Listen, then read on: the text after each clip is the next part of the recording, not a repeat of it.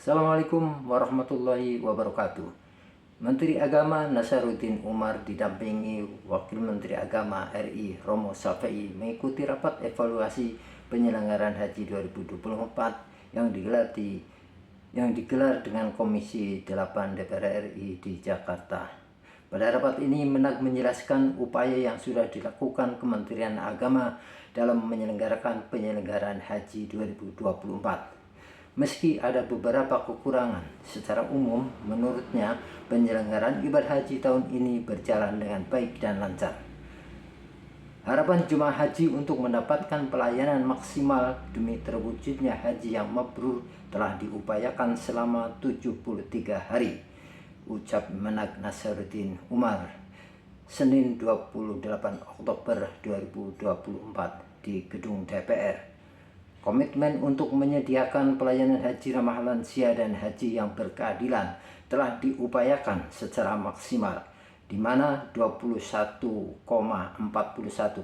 atau sekitar 45.678 jemaah merupakan jemaah haji lansia di atas 65 tahun. Alhasil, berdasarkan hasil survei yang dilaksanakan Badan Pusat Statistik atau BPS, Indeks Kepuasan Jemaah Haji Indonesia tahun 2024 mencapai 88,20 dengan kategori sangat memuaskan. Berikut keterangan Menteri Agama di Gedung DPR RI dalam rapat kerja dengan Komisi 8.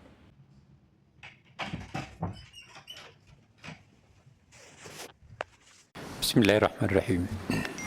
Assalamualaikum warahmatullahi wabarakatuh. Alhamdulillah wa syukurillah wa salatu wassalamu ala sayyidina wa habibina wa syafi'ina maulana Muhammadin sallallahu alaihi wasallam. Amma ba'd. Yang kami hormati Ketua, Wakil Ketua dan segenap anggota Komisi 8 Dewan Perwakilan Rakyat Republik Indonesia yang kami sudah catat semuanya tadi Pak, insya Allah kami akan tambah akrab nanti ke depan. Yang kami hormati Menteri Kesehatan Republik Indonesia atau yang mewakili. Yang kami hormati Menteri Perhubungan Republik Indonesia atau yang mewakili. Yang kami hormati Wakil Menteri Agama Republik Indonesia. Saya kira ini sudah tidak asing lagi di Komisi 8 ya. Kami Pak kemarin dapat beberapa WA. Wah ini Pak Menteri Agama ini liberalnya bukan main, sampai mengangkat wakilnya pun Romo ini. Jadi saya perkenalkan bahwa Wakil Menteri Agama Dr. Romo Haji Raden Muhammad Syafi'i SHM Hum. Ya. Iya. Beliau saya kenal baik Pak, karena beliau adalah Dr. Cum Laude di Universitas PTIQ Jakarta. Disertasinya sangat bagus ya. Membahas tentang masjid. Jadi siapapun di antara kita ingin mendalami tentang masjid termasuk problemnya dan juga cakupannya, disertasinya beliau sangat bagus. Kemudian juga yang kami hormati Kepala Badan Pelaksana BPKH, jadi saya kira sudah akrab dengan Bapak sekalian, Dr. Fadul Imansyah bersama dengan timnya lengkap. Kemudian juga yang saya hormati Kepala Badan Penyelenggara Haji. Nah ini yang baru, Gus Irfan, saya kira juga di Bapak-bapak dari kalangan anggota Dewan kemarin juga sudah sempat ke sini, tetapi dipilih untuk menjadi Ketua atau Kepala Badan, yaitu Gus Irfan, didampingi oleh wakilnya, ya, Pak Daniel Simajuntak. Yang kami hormati Direktur Utama PT Garuda atau yang mewakili Pak. Yang saya hormati di sini lengkap kami pejabat eselon 1, pejabat eselon 2 yang terkait dan Kementerian Agama. Kementerian Kesehatan, Kementerian Perhubungan, para anggota Badan Pelaksana BPKH dan perwakilan dari PT Garuda Indonesia serta hadirin yang berbahagia. Tentu puji syukur kita panjatkan pertama kali kepada kehadirat Allah Subhanahu wa taala, Tuhan yang Maha Kuasa ya. Karena alhamdulillah bagi saya pribadi ini sebuah sejarah berhadapan langsung dengan Izin Ketua, boleh Pak Menteri agak lebih lebih volumenya lebih dikencangkan atau mic-nya didekatkan gitu, karena ini rawan-rawan ngantuk nih Mbak. Gitu. Terima kasih. Iya. Kursinya harus geser nih.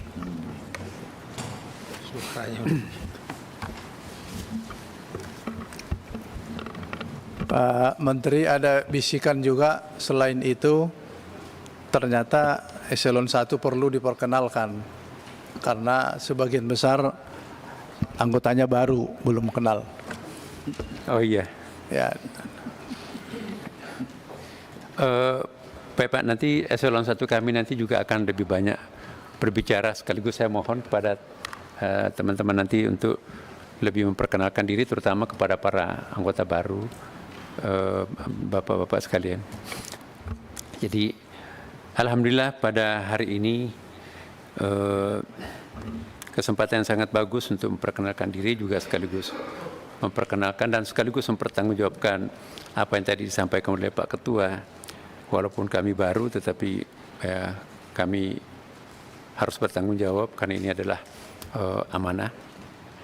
Ya, jadi pada hari ini ya kita semua dapat berkumpul di tempat yang sangat mulia ini untuk melaksanakan rapat kerja pada hari ini dengan agenda evaluasi penyelenggaraan ibadah haji tahun 2024 Masehi, laporan pertanggungjawaban keuangan operasional penyelenggaraan ibadah haji tahun 2024 Masehi, dan isu-isu aktual.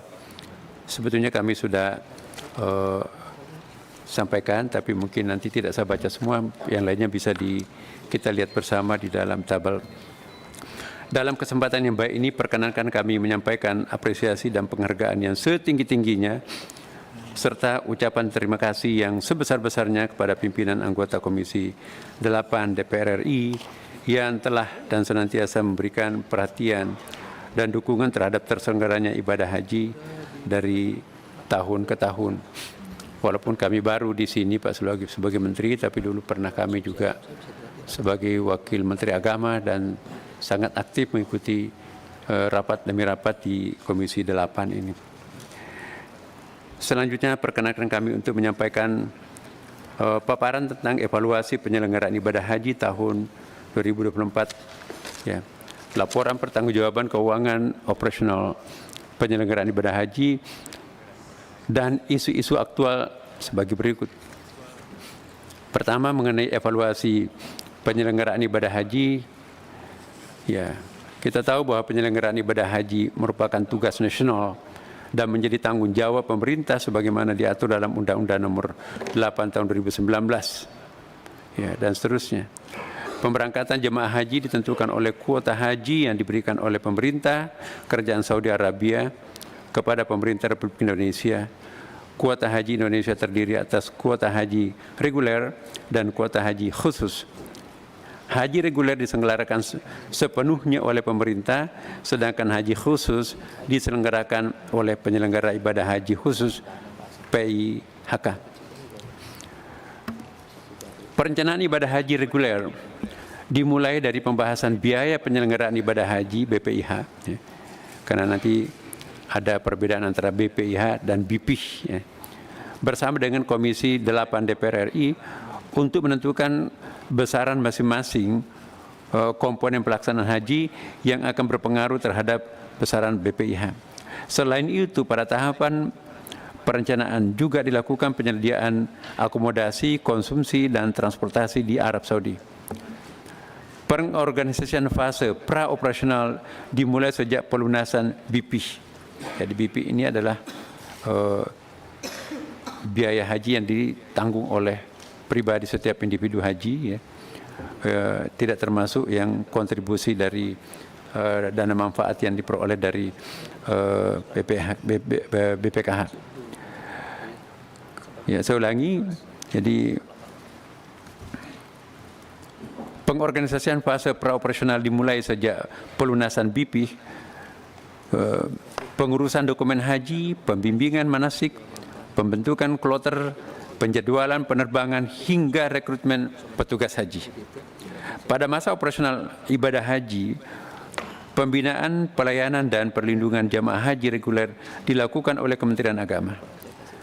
Nah, karena ini ada badan baru yang tentunya kita akan bicarakan bersama nanti lebih detail, maka itu saya hanya akan menyampaikan pertanggungjawaban yang sebelum badan ini terbentuk. Pengorganisasian pemberangkatan dan pemulangan jamaah haji dilaksanakan oleh petugas penyelenggaraan ibadah haji PPIH yang terdiri atas PPIH Pusat, PPIH Embarkasi, PPIH Arab Saudi, dan PPIH Kloter. Komposisi PPIH terdiri atas petugas lintas kementerian dan lembaga.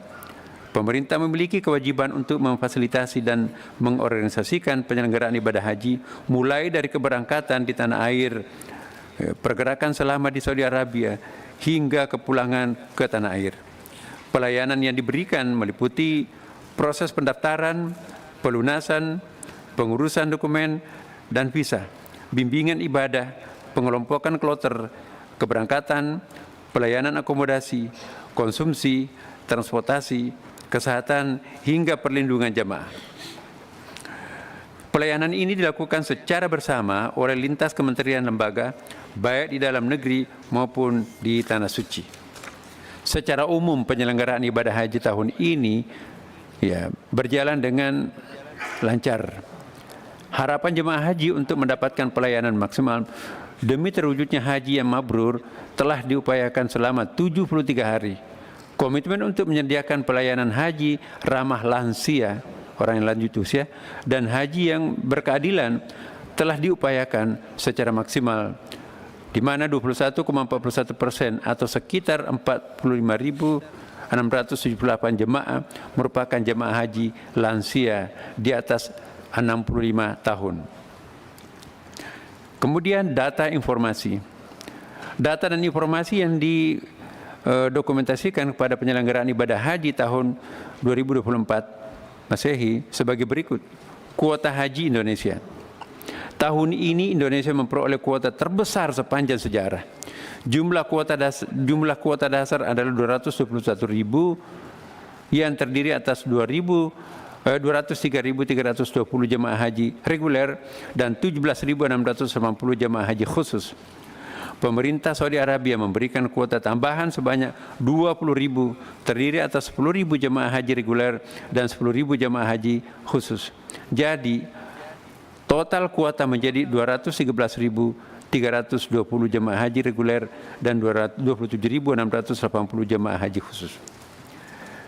Serapan kuota haji reguler tahun 2024 menjadi yang terbanyak dengan persentase 99,98% dibandingkan dengan tahun-tahun sebelumnya, yaitu tahun 2015 hanya 99,52%,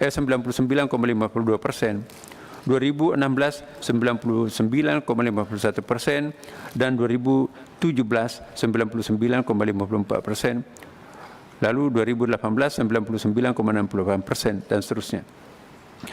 Persentase 99,98% ini berarti sebanyak 213.275 jemaah haji tiba di Arab Saudi dan kuota yang tidak terserap sebanyak 45 kuota. Serapan kuota haji khusus tahun 2024 Masehi mencapai 27.314 jemaah dengan persentase 98,71%. Sebanyak 213.275 jemaah haji reguler asal Indonesia tiba di Arab Saudi melalui 553 kloter. Sebanyak 229 kloter gelombang pertama terbang menuju Bandara Amir Muhammad bin Abdul Aziz, biasa disingkat dengan AMA di Madinah, dan 324 kloter gelombang 2 berangkat menuju Bandara Internasional King Abdul Aziz Kaya di Jeddah. Kemudian haji ramah lansia. Tahun ini Kementerian Agama mengusung tagline Haji Ramah Lansia Karena jumlah jamaah lansia sangat banyak dan diperkirakan Bapak Ibu sekalian nanti jamaah lansia itu akan semakin, statistiknya itu diperkirakan akan menaik karena daftar tunggu yang semakin panjang. Dari total 213.275 jamaah haji reguler yang tiba di Arab Saudi, sebanyak 45.594 jamaah berusia 65 tahun ke atas atau sekitar 21,35%. Tahun ini merupakan tahun kedua PPIH Arab Saudi memfasilitasi safari wukuf bagi jamaah lansia dan disabilitas. Sebanyak 293 jamaah mengikuti safari wukuf tersebut. Jadi ini suatu perkembangan di Saudi Arabia. Lalu layanan transportasi udara. Layanan transportasi udara terdiri atas maskapai Garuda Indonesia dan Saudia Airlines. Dalam layanan transportasi udara masih ditemukan berbagai kendala, antara lain kerusakan pesawat, frekuensi perubahan jadwal yang cukup tinggi, serta kapasitas pesawat yang menyebabkan pergeseran dan perubahan komposisi kloter. Pada tahun ini terdapat 2 bandara tambahan untuk keberangkatan jemaah haji yang memiliki fasilitas fast track. Jadi fast track itu artinya penelitian tentang visanya segala macamnya itu dilakukan di bandara itu. Nah, kita bermohon nanti mudah-mudahan ke depan fasilitas fast track ini bisa ditambah, yaitu Bandara Internasional Juanda Surabaya dan Bandara Adi Sumarmo Solo. Dengan demikian, total terdapat 3 bandara dengan fasilitas fast track ini yang melayani sebanyak 127.073 jamaah haji reguler atau sekitar 59,6%. Layanan transportasi darat. Layanan transportasi sholawat, yakni transportasi atau shuttle bus yang mengantar jamaah dari hotel ke Masjid Haram, PP, yang beroperasi 24 jam yang terbagi 22 rute dan 76 halte yang melewati 2 terminal, yaitu Ship Amir dan Ajiat, dengan jumlah bus yang dioperasikan pada saat masa puncak jamaah berada di Mekah sebanyak 425 bus. Sedangkan layanan akomodasi sebanyak 171 hotel di Mekah tersebar di 5 wilayah. Ya. Hotel di Madinah sebanyak 84 hotel dan 98 saya ulangi, hotel di Madinah sebanyak 84 hotel gelombang 1 dan 98 hotel gelombang kedua yang berada di wilayah Markaziyah dengan jarak terjauh sekitar 350 meter dari Masjid Nabawi. Lalu layanan konsumsi tahun ini disediakan sebanyak 27 kali di Madinah, 84 kali makan di Mekah, dan 15 kali makan di Armuzna. Armuzna itu Arafah, Musdalifah, dan Mina. Serta 1 kali snack berat saat di Musdalifah. Jika dibandingkan dengan tahun-tahun sebelumnya, layanan konsumsi tahun ini mengalami peningkatan sebanyak 12 kali. Layanan di Armuzna dalam rangka memitigasi kepadatan dan keterlambatan angkutan di Musdalifah, pemerintah menerapkan skema murur.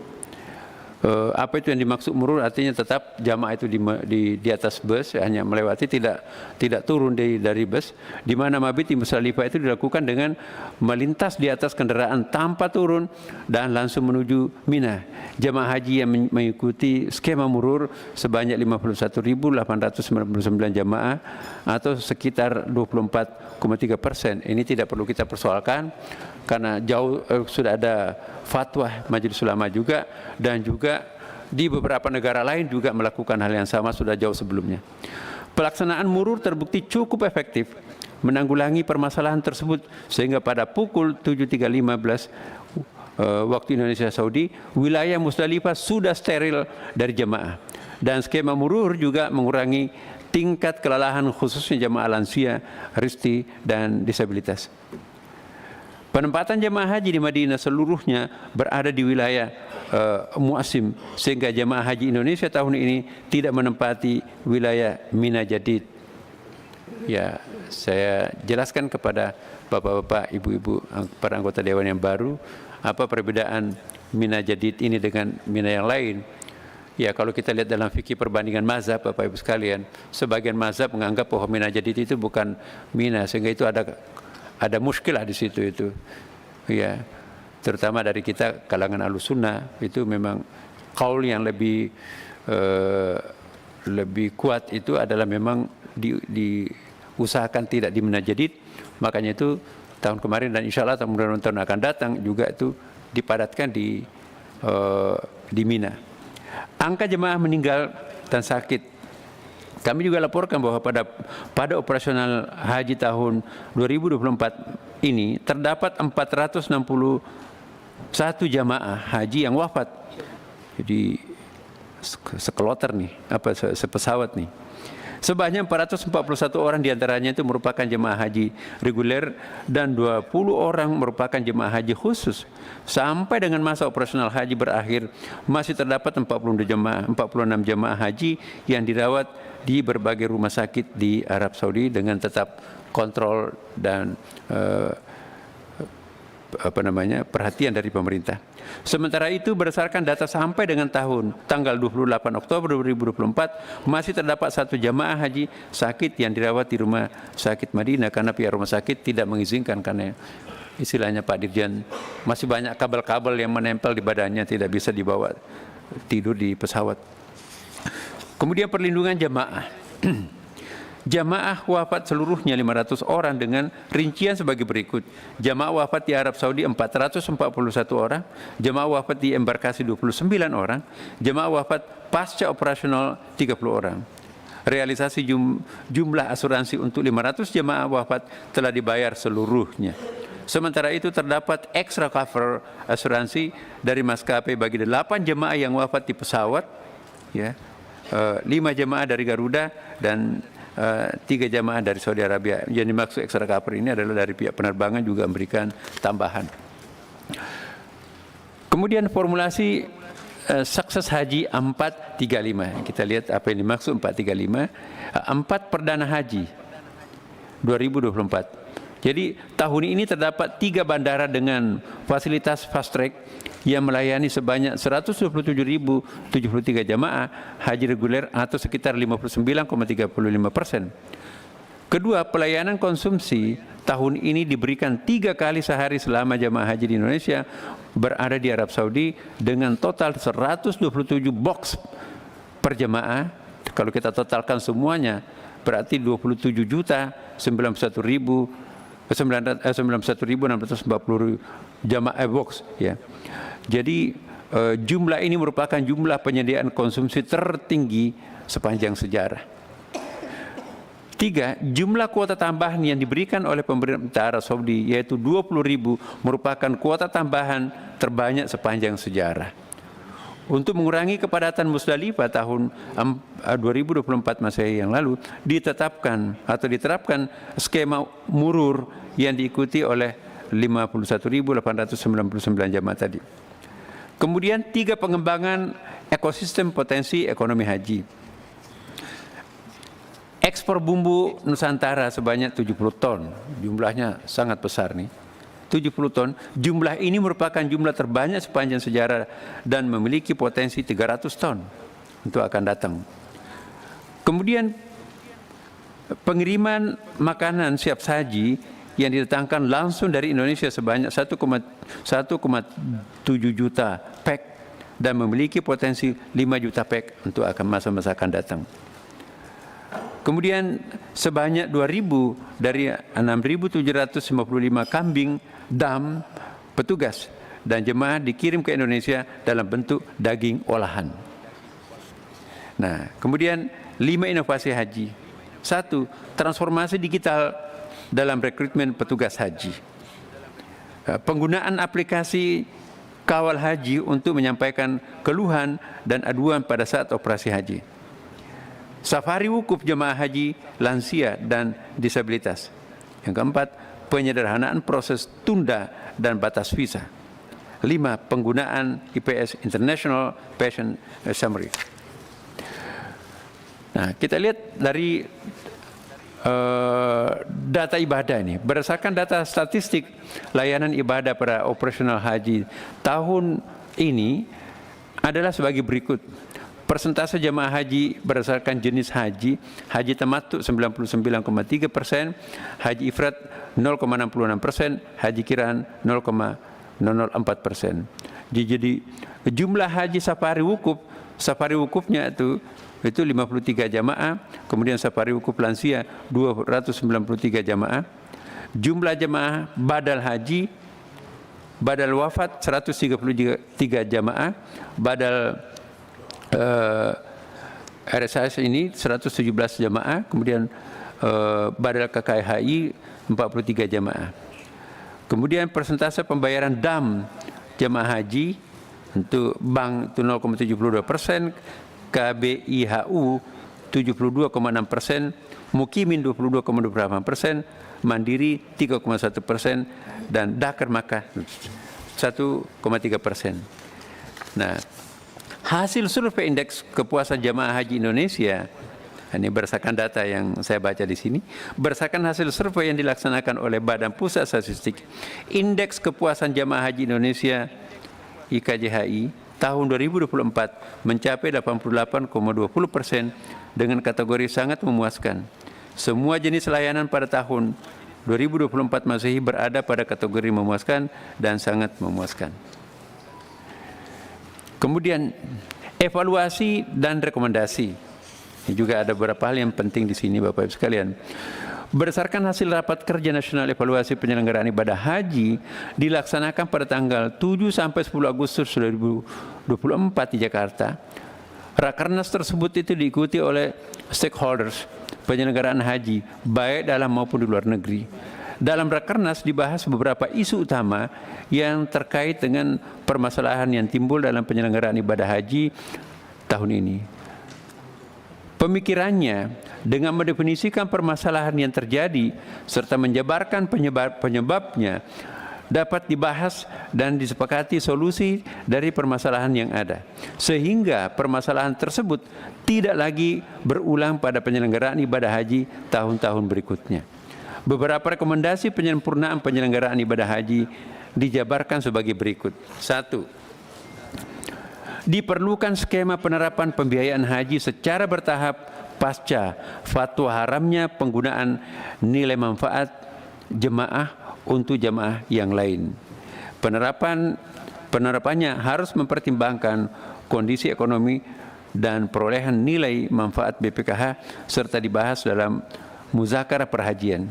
Selain itu, Kemenak juga harus membuat kajian skema rasionalisasi setoran awal dan tabungan cicilan luas bagi jemaah haji dalam daftar tunggu. Kalau boleh saya sedikit menjelaskannya.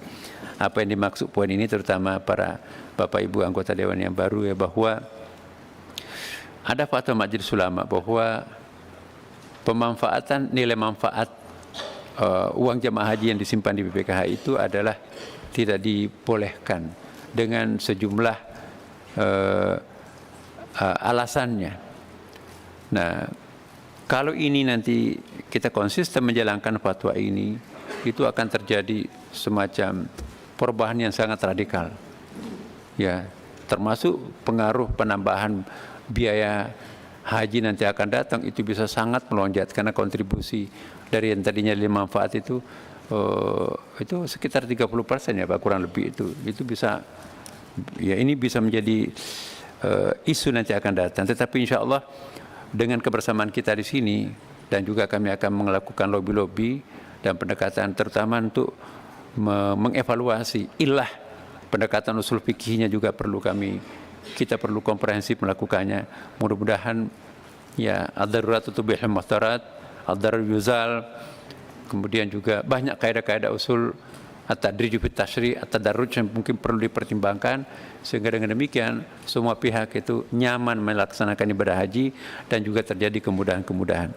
Insya Allah saya optimis dengan kerjasama kita semuanya maka ini bisa kita atasi. Yang kedua, melakukan reformulasi distribusi kuota jemaah haji sesuai dengan PMA dengan menggunakan data kependudukan yang selalu up to date dari BPS untuk menyelenggarakan haji tahun mendatang. Jika ada kuota tambahan, formulasinya distribusinya diprioritaskan bagi provinsi berdasarkan jumlah waiting list dan provinsi dengan penduduk muslim minoritas. Sebetulnya juga di sini ada masalah, tapi insya Allah kita bisa mencari jalan tengah. Jalan tengah itu insya Allah selalu yang terbaik. Yang ketiga, melakukan kajian terkait peluang kontrak tahun jamak 3 tahun, multi-years contract, untuk layanan di masyair dan layanan lainnya yang telah dibuka peluangnya oleh pemerintah Kerajaan Saudi Arabia dalam rangka penyiapan layanan haji yang lebih cepat dan dapat memberikan kepastian lebih awal. Jadi pengalaman kami dan kita, saya kira lobby itu selalu sangat menjadi faktor yang sangat penting. Yang keempat, melakukan revisi PMA nomor 9 tahun 2016 tentang penyediaan barang jasa dalam penyelenggaraan ibadah haji di Arab Saudi dengan memasukkan muatan tentang penyediaan barang atau jasa di tanah air. Klausul ini diperlukan untuk mendukung penggunaan produk dalam negeri bagi layanan di Arab Saudi. Di samping itu diperlukan kajian peluang kontrak multi-years layanan di Arab Saudi. Ya, nanti mungkin rapat-rapat berikutnya kita bisa diskusikan. Kemudian penyempurnaan regulasi untuk menutup atau meminimalisir potensi pemanfaatan celah hukum dalam pengisian dan pelunasan kuota haji khusus, menerapkan sanksi yang tegas bagi PHK yang tidak memenuhi pengisian kuota petugas haji khusus, pembimbing ibadah yang tersertifikasi, dan petugas kesehatan. Dan segera membentuk PPNS untuk memperkuat penyelenggaraan haji, khususnya umrah dan haji khusus. Keenam, melakukan perbaikan tata kelola dam, mulai dari regulasi, penentuan penyedia dan pengelolaan dan pengiriman dam. Jadi karena ada kebijakan dari Saudi, tentu kita juga dituntut untuk melakukan akselerasi penyesuaian diri itu. Kemudian yang ketujuh, membentuk task force untuk meningkatkan penggunaan produk Indonesia untuk memenuhi kebutuhan jamaah haji di Arab Saudi, melakukan koordinasi dengan pihak terkait untuk mempermudah proses pengiriman produk makanan Indonesia ke Arab Saudi, serta menyusun kebijakan terkait pemberian makanan siap saji selama jemaah haji berada di Al-Musna, termasuk jemaah yang tanazul ke hotel saat hari tasyrik. Yang kedelapan, penyesuaian biaya penyelenggaraan ibadah haji BPH khusus untuk berdasarkan layanan yang ditetapkan dalam SPM dengan cara melakukan kajian penghitungan biaya layanan bagi jemaah haji khusus. Hotel dari bintang 3 ke atas, layanan masyair, konsumsi, transportasi di Arab Saudi, dan layanan lainnya, baik di tanah air maupun di Arab Saudi. Serta menetapkan sanksi yang tegas bagi PIHK yang menjual paket kurang dari batas bawah dan lebih dari batas atas. Menyusun SPM dan harga referensi haji visa mujamalah, melakukan sosialisasi dan edukasi larangan berangkat haji menggunakan visa non-haji, MOU dengan lembaga atau kementerian terkait untuk mengantisipasi maraknya masyarakat berhaji menggunakan visa non-haji. Pengalaman kita yang lalu memang menimbulkan banyak problem besar tentang hal ini. Ke-10, menetapkan usia pesawat maksimum 20 tahun, kapasitas pesawat dari 360 hingga 400 penumpang, menyediakan tipe pesawat yang menyesuaikan dengan kemampuan bandara, serta melakukan MOU antara pemerintah Indonesia dengan pemerintah Saudi Arabia terkait dengan penerbangan haji guna memastikan ketersediaan slot time bagi penerbangan haji. Menambah layanan fast track di 2 embarkasi yaitu KNO dan UPG, serta mengupayakan melakukan MOU layanan fast track antara pemerintah Arab Saudi dengan pemerintah Indonesia. Lalu melanjutkan dan memperkuat kebijakan murur, mempersiapkan layanan bagi jamaah haji yang mengikuti skema murur, menambah persentase jamaah yang mengikuti skema murur seperti yang saya jelaskan tadi. Saya singkat, mengusulkan kebijakan tanazul di Mina. Jadi tanazul itu penjelasannya. Jadi gini, ya, saya bacakan dulu. Mengusulkan kebijakan tanasul di Madinah, mengkoordinasikan rencana kebijakan tanasul kepada para pihak terkait dengan di Saudi Arabia, mengkonsultasikan fatwa tentang kebijakan tanasul di Mina kepada para ulama atau ormas Islam. Saya jelaskan sedikit Pak, mohon dibenarkan kalau saya keliru menjelaskannya. Jadi tanasul itu ya tidak lagi tinggal lama di Mina, tetapi dia kembali ke kota dan biasanya ada menginap di hotel, jadi tidak lagi berada di tempat itu. Kemudian memperbaiki manajemen jemaah beserta barang bawaannya di Madinah dengan mengkomunikasikan dampak pelaksanaan fast track kepada otoritas Arab Saudi, memberikan identitas koper dalam bentuk warna sesuai dengan rombongan dan merumuskan manajemen pengelolaan barang bawaan jemaah, melakukan sosialisasi atas berbagai ketentuan perundang-undangan yang berlaku di Arab Saudi sebelum jemaah berangkat, melakukan pendampingan kepada jemaah yang berperkara hukum serta menyediakan anggaran berkenaan dengan perlindungan hukum jemaah. Dikit lagi. 16. Kementerian Kesehatan menetapkan standar biaya pemeriksaan kesehatan jemaah haji, medical check up pada rumah sakit pemerintah, mendorong agar biaya MCU jemaah haji bisa ditanggung oleh BPJS Kesehatan, mendatangkan tenaga kesehatan ke lokasi jemaah untuk memberikan layanan vaksin meningitis di wilayah kepulauan atau 3T, tertinggal, terdepan, dan terluar, bekerjasama dengan BPJS untuk mendapatkan medical record jemaah haji, memberikan pemeriksaan kesehatan serentak di seluruh Indonesia, memerintahkan kepada PIHK agar pemeriksaan kesehatan jemaah haji khusus dilakukan sesuai standar Kementerian Kesehatan dan menginput medical record di Sisko Hatkes. Optimalisasi pelaksanaan pembinaan kesehatan melalui sosialisasi dan edukasi istita'ah kesehatan jemaah haji oleh tim bersama dan Kemenkes agar memberikan pembinaan kepada petugas kesehatan yang tidak cermat di dalam melakukan pemeriksaan istita'ah kesehatan ini.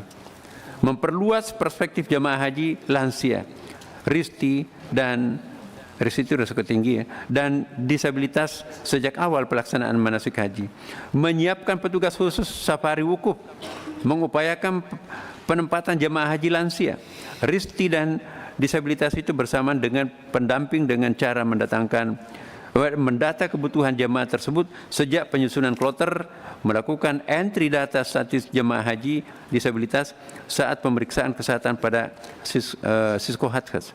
Dan seluruh petugas haji harus memiliki perspektif pelayanan khusus kepada jemaah haji lansia, risti, dan disabilitas. Meningkatkan kapasitas petugas haji dengan melakukan pemilihan ketua kloter dan pembimbing ibadah yang lebih kompeten.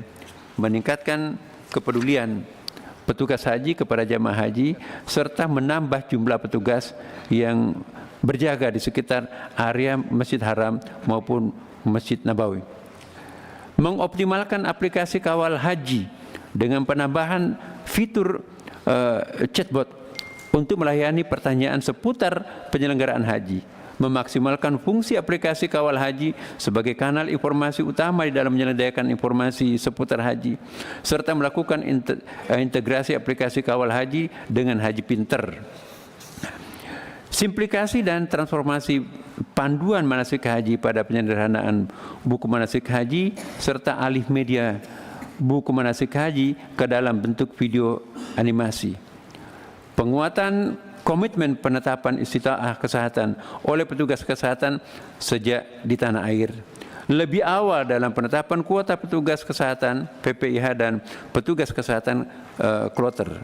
Kemudian penambahan unit ambulans untuk mendukung layanan rujukan jemaah sakit, orang sakit, kemudian membangun jejaring dan kesepakatan layanan rujukan spesifik dengan rumah sakit Arab Saudi, dan kemudian terakhir meningkatkan koordinasi sistem rujukan pasien selama di Armusna dengan Masyarik dan rumah sakit Arab Saudi.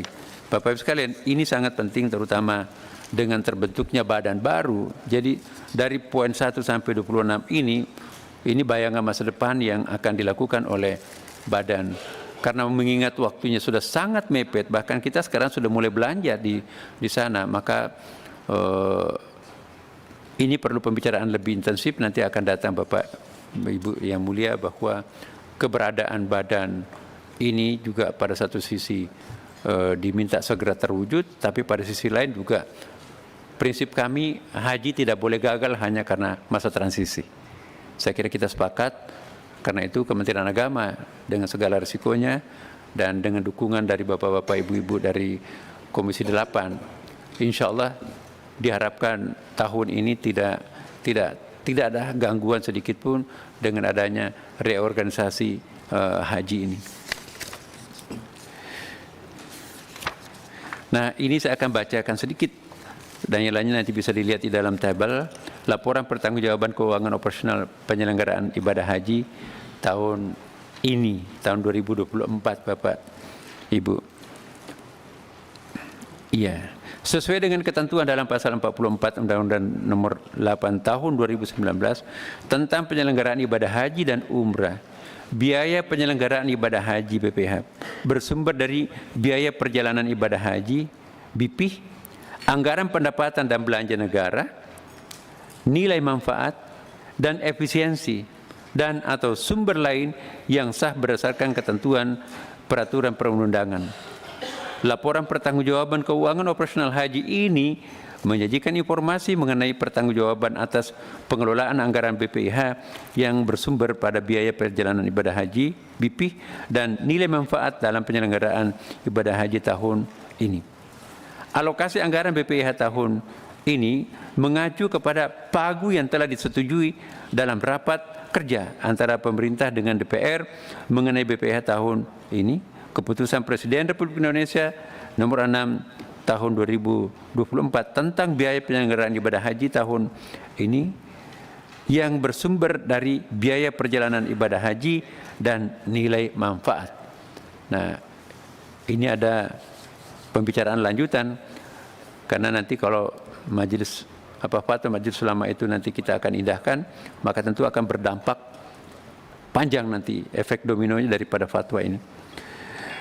Besaran BPIH yang bersumber dari BPIH dibedakan antara jamaah haji dengan petugas haji daerah PHD dan pembimbing kelompok bimbingan ibadah haji dan umrah KBHU.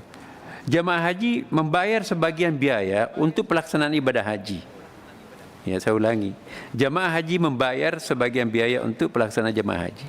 Sedangkan sebagian lainnya dibayarkan dari nilai manfaat keuangan haji. Sementara itu PHD membayar penuh biaya pelaksanaan ibadah haji sesuai dengan embarkasi keberangkatan yang berjumlah 14 embarkasi dengan tarif biaya yang berbeda untuk masing-masing embarkasi. BPIH yang dibayar oleh jemaah rata-rata sebesar Rp56.172, sedangkan besaran rata-rata BPIH untuk PHD dan pembimbing KBHU sebesar Rp93.410.256. Jumlah kuota haji reguler tahun 2024 yang digunakan sebagai basis alokasi anggaran adalah 211.320 jamaah yang terdiri atas 211.063 jamaah haji reguler, 1.572 petugas haji daerah, dan 685 pembimbing KBHU. Realisasi jamaah haji yang berangkat ke Arab Saudi sebanyak 213.275 orang yang terdiri atas 211.286 jamaah haji reguler dan 1.480 PHD dan 497 pembimbing KBHU. Selanjutnya, terkait dengan penyusunan laporan pertanggungjawaban keuangan operasional haji, bahwa berdasarkan Peraturan Menteri Agama Nomor 28 Tahun 2019 tentang pengelolaan keuangan operasional penyelenggaraan ibadah haji pasal 19 ayat 1, laporan pertanggungjawaban keuangan operasional penyelenggaraan ibadah haji terdiri atas laporan realisasi anggaran, penerimaan dan pengeluaran dan catatan lain. Ya, kita lihat laporan realisasi anggaran menggambarkan perbandingan antara anggaran dengan realisasinya selama satu periode dari 1 Januari 2024 hingga Agustus 2024. Realisasi penyelenggaraan ibadah haji hingga 31 Agustus 2024 ini mencapai 19.298.147.698 rupiah atau 97,31% dari anggaran sebesar 20.356.150.166.408 rupiah. Realisasi pengeluaran tersebut terdiri atas penyelenggaraan ibadah haji reguler sebesar 19.590.256.188 rupiah atau sebesar 97,35% dari pagu anggaran sebesar 20.391.508.408 rupiah. Penyelenggaraan ibadah haji khusus sebesar 4.890.510.510 rupiah atau sebanyak 32,28% dari pagu anggaran sebesar 14.558.658 juta rupiah. Realisasi pengeluaran BPIH sebesar tadi ya 99,89% dari pagu anggaran sebesar tadi dan realisasi beban yang berasal daripada nilai manfaat haji reguler sebesar 7.361.662.222.680 rupiah atau 93,35% dari anggaran tadi. Ringkasan laporan realisasi anggaran operasional penyelenggaraan ibadah haji itu bisa kita lihat di dalam tabel sebagai berikut. Itu bisa kita lihat Bapak Ibu sekalian secara terperinci ya. Mulai dari jamaah haji, kemudian dari Arab Saudi, dalam negeri dan seterusnya. Ya. Lalu laporan penerimaan dan pengeluaran. Jumlah penerimaan dan pengeluaran tersebut itu tidak hanya berasal daripada anggaran yang diterima dari Badan Pengelolaan Keuangan Haji atau BPKH, tetapi juga mencakup penerimaan dari sumber lain yang diterima selama masa operasional ibadah haji, seperti jasa giro operasional. Dalam penyajian laporan pemerintah dan pengeluaran, saya ulangi, dalam penyajian laporan penerimaan dan pengeluaran,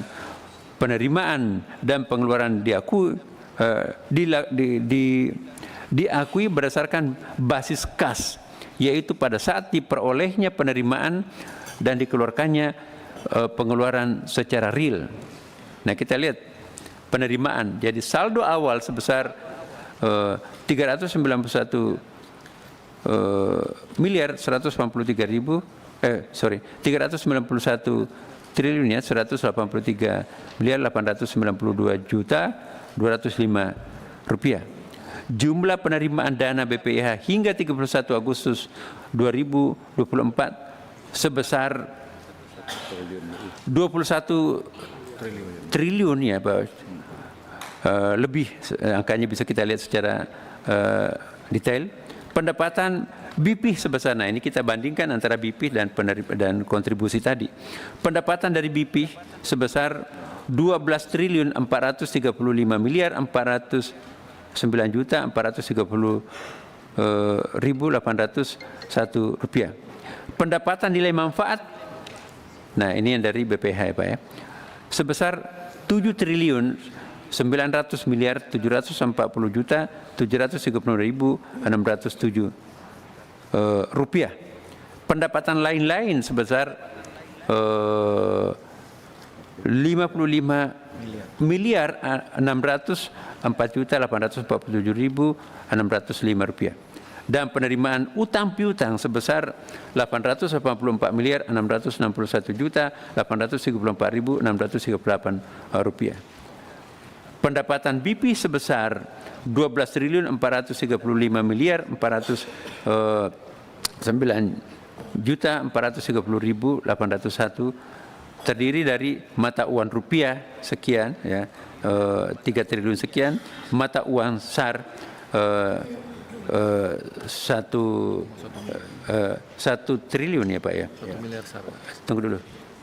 Oh ya, 1.178.690.514,42 mata uang USD sebesar 242 juta 596 USD. Pendapatan nilai manfaat sebesar 7.940.735.607 rupiah termasuk manfaat haji khusus. Terdiri atas mata uang rupiah sebesar 599.596.21.456 rupiah dan mata uang SR berdasarkan sebesar SR 1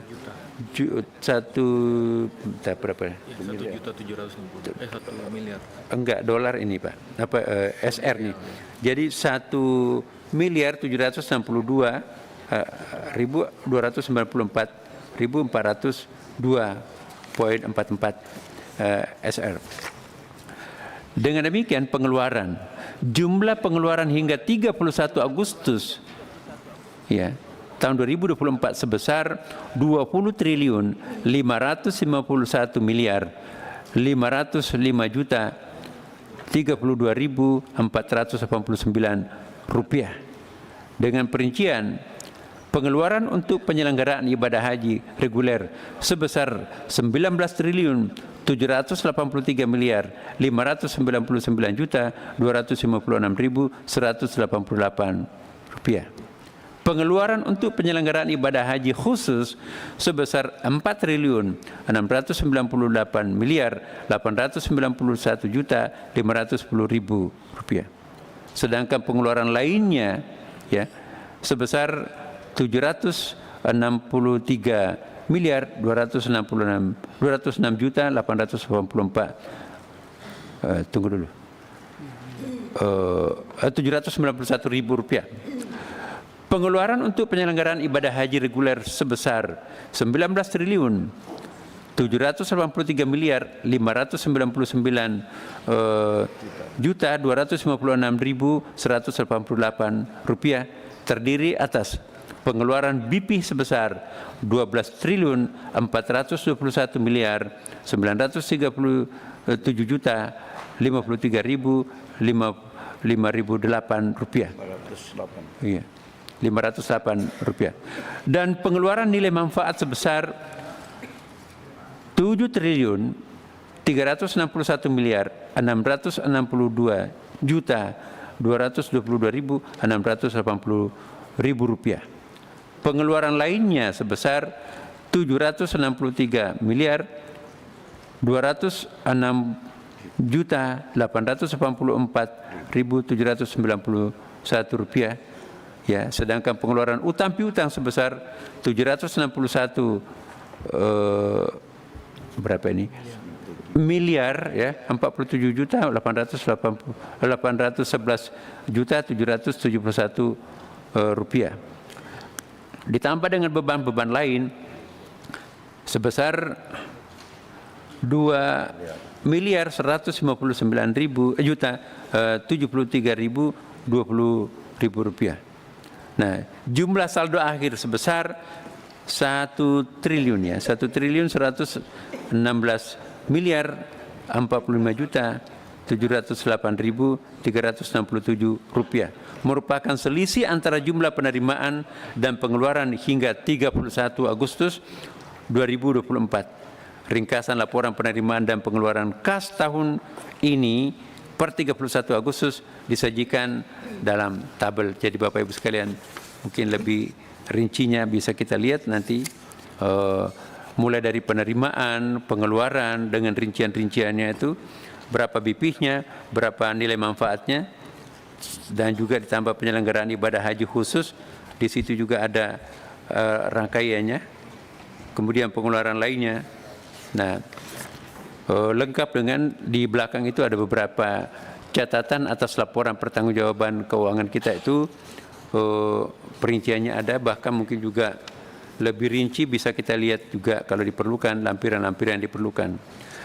Nah, paling terakhir isu-isu aktual. Nah, ini mohon terutama juga dari Bapak-bapak dari badan nanti yang akan mengelola haji ini, benar-benar ini dari awal mempersiapkan mental dan juga sekaligus perencanaan yang lebih profesional ke depan. Berdasarkan kajian Kementerian Agama dan evaluasi serta hasil rapat dengan Kementerian Haji Arab Saudi, terdapat beberapa isu aktual mendasar yang harus dan sedang disiapkan untuk perbaikan layanan haji di masa akan datang. Pertama, melakukan persiapan lebih awal seiring dengan sudah adanya kuota resmi untuk tahun 2025. Jadi, siapa yang akan memulai, apakah badan ataukah Dirjen Haji? Ini kita sudah ada persepakatan, rapat-rapat kami dengan badan, dengan Kementerian Agama, itu sudah bersepakat bahwa serah terimanya nanti itu kita berjalan sangat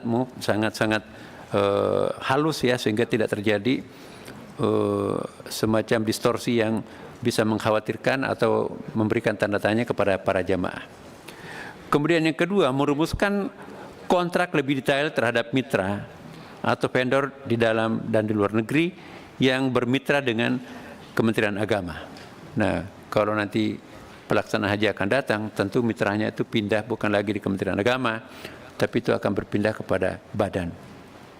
Ketiga, merumuskan model langkah kedaruratan bersama-sama dengan pihak Saudi, memperbaiki dan mengembangkan skema murur. Kita tahu bahwa Saudi Arabia pun juga selalu melakukan perbaikan, sehingga satu tahun dengan tahun-tahun berikutnya bukan inkonsistensi, tapi itu upaya proaktif Saudi Arabia untuk menyempurnakan pelayanan jamaah haji di sana. Yang keempat, mempersiapkan skema tanazul secara lebih matang dan sistematis untuk mengurangi kepadatan di Madinah dan memberikan layanan yang lebih aman dan nyaman untuk jamaah. Seandainya nanti tanazul ini bisa dipersiapkan lebih awal, khususnya kepada Kepala Badan Bapak, itu bukan saja menghemat dana, tetapi juga akan terutama mereka-mereka yang sakit itu ya bisa ya, walaupun takdir itu di tangan Tuhan, tetapi upaya ikhtiar kita itu bisa memperpanjang usianya sebagian jamaah, karena tingkat kelelahan di Mina itu sangat tinggi karena memang di puncak. Nah, kalau nanti ini tanazul itu bisa mengurangi beban mereka. Yang kelima, mengedukasi masyarakat terkait dengan hal-hal sebagai berikut. Larangan keberangkatan dengan visa non haji, dampak negatifnya lebih besar daripada manfaatnya. Nah, jadi ada kaidah usulnya kan itu ya. Larangan haji tanpa tasrih. Kemudian sanksi mengangkut saya ulangi, sanksi mengangkut pelanggar aturan haji. Ya. Yang keenam, penyempurnaan penerapan istita'ah kesehatan. Tentu bukan saja istita'ah kesehatan, tapi istita'ah komprehensif itu ya. Tapi memang yang paling menonjol yang perlu mendapatkan stressing point adalah istita'ah kesehatan. Kemudian yang ketujuh, peningkatan ekosistem ekonomi haji dan peningkatan penggunaan komoditas dan produk Indonesia. Yang kedelapan, penambahan layanan fast track untuk embarkasi di luar Pulau Jawa.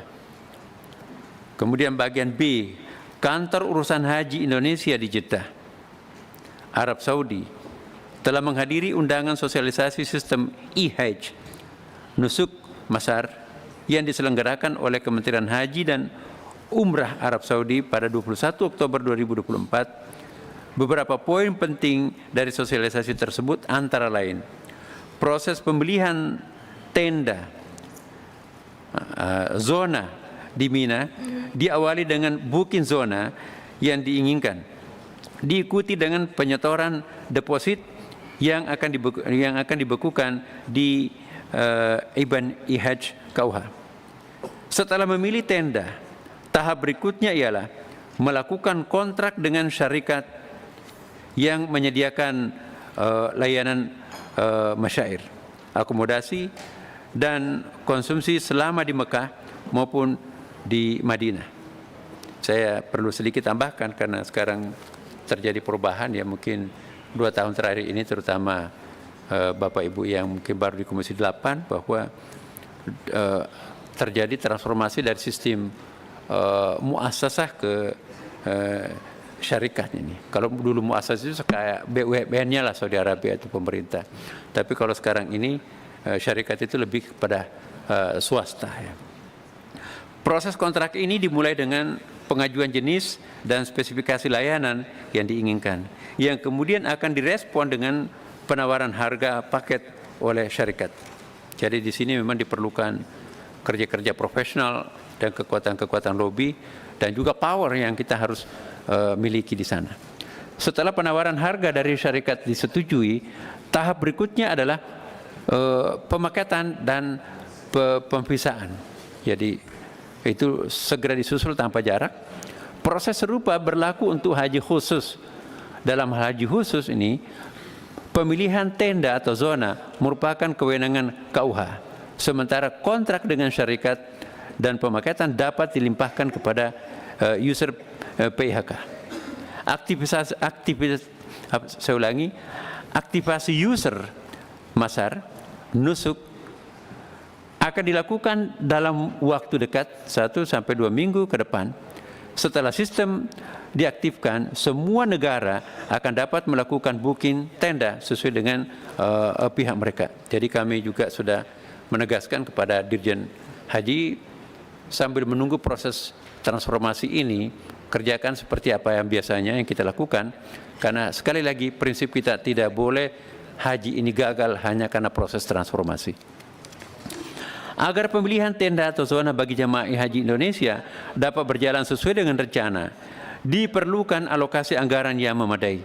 Mengingat pembahasan BPIH tahun 2025 mendatang itu belum dimulai ya, dan komponen serta harga satuan belum dibahas dan disepakati bersama oleh pemerintah dan DPR, kami mengusulkan menggunakan harga rata-rata tenda tahun 2024 masa yang lalu sebesar 783,25% ya per jemaah, atau total SAR-nya itu 159.250.390 SAR-nya untuk 203.320 kuota jemaah haji Indonesia tahun mendatang.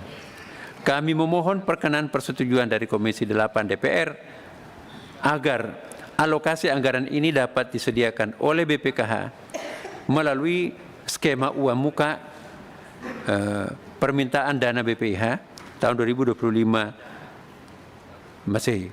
Uang muka tersebut nantinya akan menjadi pengurang dalam permintaan dana BPIH tahun 2025 nanti dari Kementerian Agama ke BPKH setelah terbitnya Kepres BPIH tahun 2025 Masehi nanti. Berdasarkan hasil rapat dengan Kementerian Haji Arab Saudi tanggal 15 September 2024, mulai tahun 2025 berlaku ketentuan bahwa petugas haji kloter dan non-kloter harus membayar paket masyair. Ya, jadi tahun lalu enggak, tapi tahun akan datang itu akan dibebani ya petugas kita berapa ribu itu ya untuk biaya tenda transportasi ya. Sebagai gambaran tahun 2024 setiap jemaah haji itu dikenakan biaya SAR-nya itu 4.191,15 SAR. Terkait dengan kebijakan tersebut dibutuhkan anggaran tambahan dari APBN sebesar 18.000 18 juta ya, 860.175. Luar biasa ini. Lebih dari berapa persen nih? Dengan asumsi petugas 4.500 orang. Jadi ada dua hal di sini yang perlu kita cermati. Pembiayaan sepenuhnya ya, tentu dibebankan ke kita ya, para petugas itu, dan juga masih ada persoalan lain, ada pengurangan jumlah anggota juga. Nah ini juga dampaknya tentu banyak hal ya. Jadi tadinya 4.500 petugas dikurangi 50%, berarti hanya 2.000 sekian. Sementara banyak sekali jamaah haji manula sakit dan seterusnya, perlu pelayanan.